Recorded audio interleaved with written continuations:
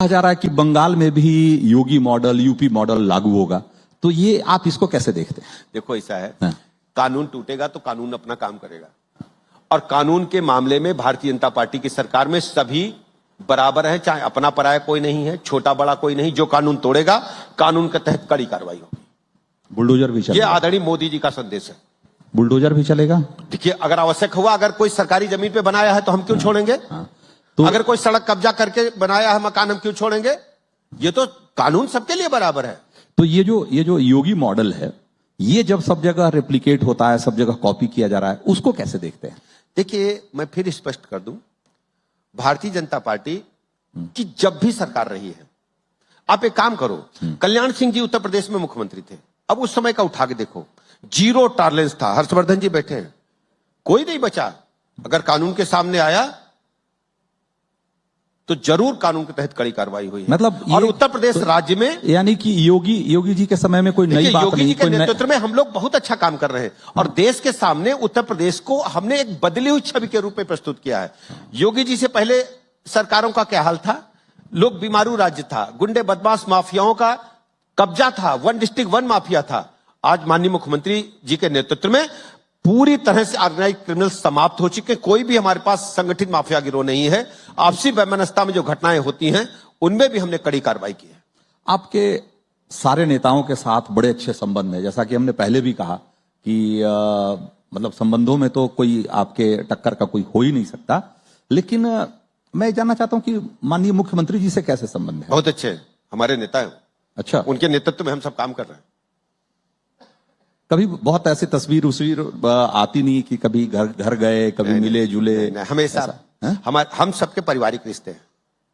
अच्छा, आप उत्तर प्रदेश में स्वास्थ्य विभाग भी आपके पास है, स्वास्थ्य शिक्षा भी आपके पास है, और अभी हाल ही में आपने देखा ही होगा कि नीट का पेपर लीक हो गया। 2024 में भी इसी तरह की कुछ घटनाएं हुई थी।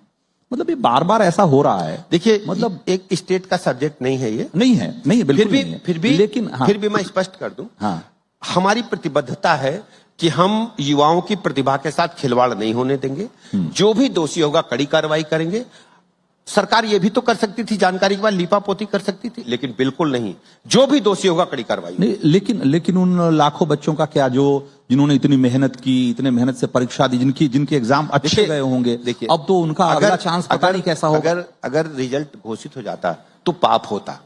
उस पाप से बचने के लिए युवाओं के अंदर, विद्यार्थियों के अंदर उनकी प्रतिभा को बेहतर अवसर मिले, उसके लिए परीक्षा रद्द हुई है, और प्रतिबद्धता है हमारा कि हम युवाओं के साथ खड़े। तो ये बार बार क्यों होता है? आपके यहाँ भी तो अभी पुलिस परीक्षा वाली, जो पुलिस भर्ती परीक्षा की में लीक हो गए थे पेपर, ये बार बार हर जगह हो रहा है। ये सिर्फ ऐसा नहीं है कि ऐसा नहीं, पहले भी होता था, लेकिन पहले इसमें मिट्टी डाली जाती थी। बिल्कुल नहीं, अगर गड़बड़ी है तो हम रद्द करेंगे और एनएसए लगाएंगे, कार्रवाई करेंगे। कार्रवाई तो कर रहे हैं। रोक पहले क्या होता था? रोक क्यों नहीं पा रहे? मैं बता रहा हूं, हाँ। ये दरअसल सिस्टम में कोई न कोई व्यक्ति गड़बड़ कर जाता है। बड़ा सिस्टम है, और ढेर सारे लोग, गैर सरकारी लोग भी शामिल होते हैं। जैसे किसी विद्यालय में चला गया, किसी टैक्सी ड्राइवर के पास चला गया। लेकिन हमारी प्रतिबद्धता प्रदेश के युवाओं के साथ है, विद्यार्थियों के साथ है। उनका अहित बिल्कुल नहीं होने दिया जाएगा। अब हम लोग 2026 में जब ये बात कर रहे हैं, 2027 एकदम सामने दिख रहा है। क्या आकलन है ब्रजेश पाठक जी का इस बार के नतीजे? प्रचंड बहुमत, भारतीय जनता पार्टी प्रचंड बहुमत। ये मैं नहीं कह रहा हूं कि हम बहुमत की सरकार बनाएंगे। ये कॉन्फिडेंस कहां से आ रहा है? आप एक काम करो, हाँ। ये अगर हम तो बुलाए नहीं किसी को, इसमें से पीछे से किसी 5-10 आदमी से पूछो। आप पूछो, हम नहीं लाए हैं, हम तो अकेले आए हैं, पूछो। हाँ। नहीं, मतलब ये आप तो, एक काम करो, उत्तर प्रदेश की जनता, ये भी मत करो आप। हाँ। आप किसी भी, आपके पास सिस्टम है, 75 जिलों में 20 कॉल कराओ आप। हाँ। और ऐसे कॉल कराओ कि रैंडम उठाओ आप यही आवाज आएगी, भारतीय जनता पार्टी, कमल का फूल। अच्छा, क्यों? मतलब ये ऐसा क्या कमाल कर रहे हैं? जैसे आम जनता प्रदेश की ये जानती है कि अगर समाजवादी पार्टी आएगी कि गुंडे बदमाश माफिया फिर आएंगे, कदाचार फिर आएगा, वन डिस्ट्रिक्ट वन माफिया आएगा। यहां तो सब बराबर हैं, जो मेहनत है उसका कोई समझौता नहीं, बुद्धि, विवेक, मेघा, युवाओं से कोई समझौता नहीं। जो वास्तव में कारोबार करना चाहता है उसको खुली छूट है, कारोबार कर रहे हैं। आज उत्तर प्रदेश की आप आर्थिक हालत समझते हैं। आज जीएसटी संग्रह में हमने देश में दूसरा स्थान हासिल किया है। तो वो तो बहुत बड़ा स्टेट है, बहुत बड़ी अर्थव्यवस्था अच्छा, है। पहले स्टेट बड़ा नहीं था। पहले भी तो 75 जिले थे, तब हम काहे 5वें 6ठे 7वें 8वें नंबर पे थे। हमने कर्नाटक को पीछा कर दिया है और आपके तमिलनाडु को भी पीछे कर दिया है, और हम दूसरे नंबर पर हैं, और महाराष्ट्र नंबर 1 पर है, जबकि महाराष्ट्र में सारा उद्योग उधर ही है, और महाराष्ट्र को हम पीछे लगे हुए हैं। उद्योग जगत में, आर्थिक जगत में आप देखेंगे उत्तर प्रदेश किसी भी मामले में कम नहीं, सर्वश्रेष्ठ प्रदर्शन के लिए आगे बढ़ रहा है। और आपको पता है प्रधानमंत्री जी ने $5 ट्रिलियन आप इतना अच्छा कर रहे हैं, तो ये चुनाव आते ही ये घुसपैठियों का मुद्दा, हिंदू मुसलमान, मंदिर मस्जिद, मदरसे, मतलब यही सिर्फ चर्चा में आप क्या चाहते हैं? आप क्या चाहते हैं? नहीं, मैं मेरे चाहने का सवाल नहीं है। मैं कह रहा हूं कि अगर आपने वाकई जब कभी हम किया है, जब कभी तो आप उन मुद्दों पे चुनाव तो कभी जब कभी हम पब्लिक मीटिंग में जाते हैं, हम कहते हैं 75 जिलों को हमने 4 लेन की सड़क बनाई है, सर्वाधिक एक्सप्रेसवेज हैं, बिजली बत्ती पहले 1 हफ्ता दिन में आती थी, 1 हफ्ता रात में आती थी, हम बेहतर राउंड द क्लॉक बिजली दे रहे हैं, बच्चों के स्कूल अच्छे किए, हमने अस्पताल अच्छे किए, 17 मेडिकल कॉलेज थे, आज 81 मेडिकल कॉलेज हैं। हम इंफ्रास्ट्रक्चर की बात करते हैं, बेहतरी की बात करते हैं, और लेकिन उनकी पीड़ा भी उठाते हैं जिनको सदियों से दबाया गया तुष्टीकरण की पॉलिटिक्स में। और ये जो घुसपैठियों का मुद्दा है, ये कहते हैं कि ये तो बनावटी मुद्दा है, आप सिर्फ इसलिए चुनाव में उठाते हो क्योंकि इसके जरिए आपको पोलराइजेशन में मदद मिलती है। देखिए, जो गलत है वो गलत है, जो सही है वो सही है। हमेशा हमारी सरकार पारदर्शिता के साथ काम करती है, शुचिता के साथ काम करती है, कहीं भी कानून का उल्लंघन नहीं होने देंगे, यह हम सबकी जिम्मेदारी है। अच्छा, तो एक बड़ा सवाल जो कि बार बार अभी पिछले चुनाव के बाद से कुछ ज्यादा ही चर्चा में है कि डेमोग्राफी चेंज। क्या आपको लगता है उत्तर प्रदेश में भी डेमोग्राफी चेंज हो रही है? देखिए, जो बॉर्डर के हमारे जिले हैं, नेपाल की सीमा हमसे छूती है, वहां की स्थिति अच्छी नहीं है। आप स्वयं जाकर के आकलन कराएं, और हमारी सरकार उस दिशा में काम कर रही है। और हम सबका मानना है कि जो नागरिक जहां रहता है उसकी पहचान अवश्य होनी चाहिए। यदि पहचान है तो कोई दिक्कत नहीं है। अच्छा, लेकिन डेमोग्राफी चेंज हो रहा है कि नहीं उत्तर प्रदेश? हो रहा है बॉर्डर के जिलों में, और वहां हमारी सरकार काम कर रही है, लोगों को चिन्हित भी कर रही है। अच्छा, और इसके लिए कौन जिम्मेदार है? देखिए, पुराने तंत्र के समय से लोगों को धीरे धीरे बॉर्डर क्रॉस करके बसा दिया गया। अब उन लोगों ने भारत में आकर के अपना पहचान पत्र बना लिया। अब उनका लगातार जांच हो रही है, और इसमें भी कार्रवाई होगी। यदि किसी ने कानून तोड़ा है तो कानून के तहत कड़ी कार्रवाई होगी।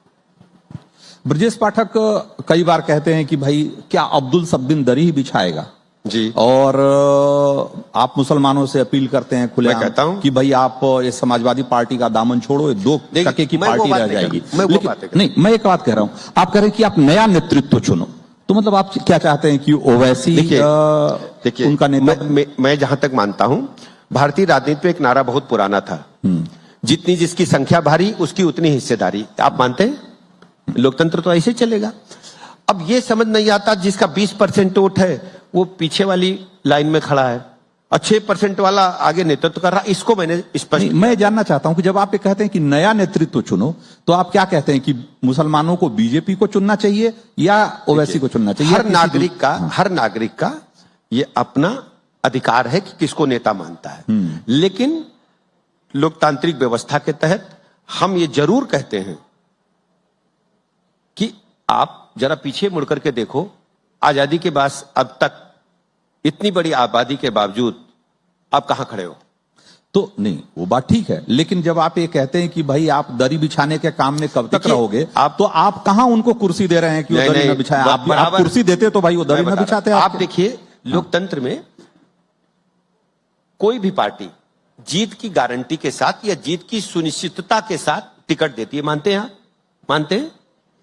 तो हमारी पार्टी भी उसी को टिकट देती है जहां जीत की गारंटी होती है। मानते हैं आप? ठीक है।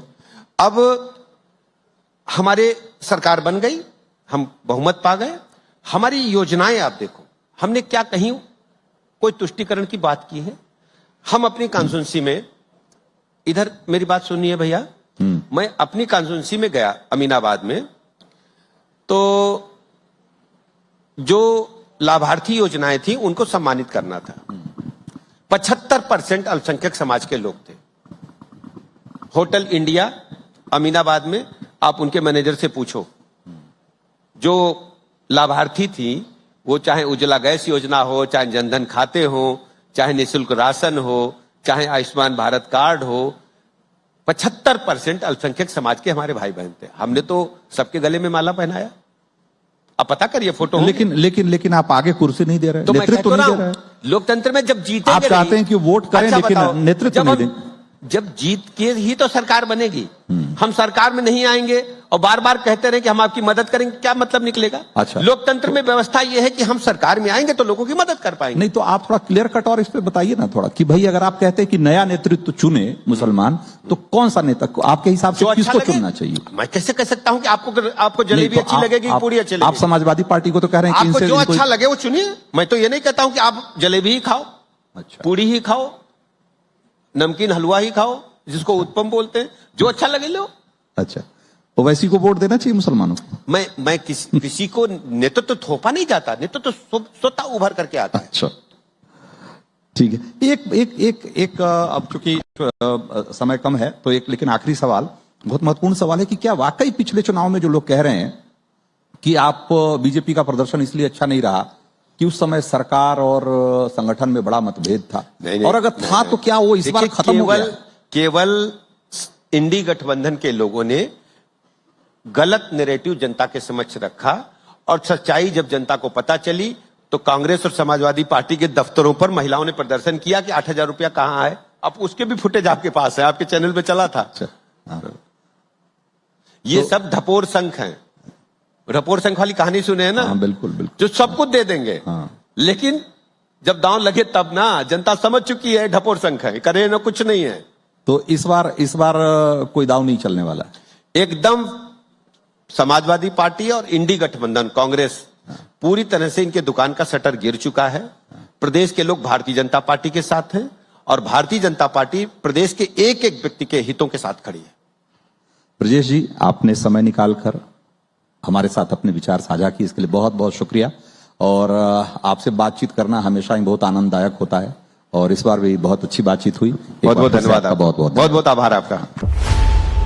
खबरों की रणभूमि में यहाँ शोर नहीं, सोच लड़ती है। जहां शब्द नहीं, फैक्ट्स वार करते हैं, और हर सवाल खोलता है सच की नई परत।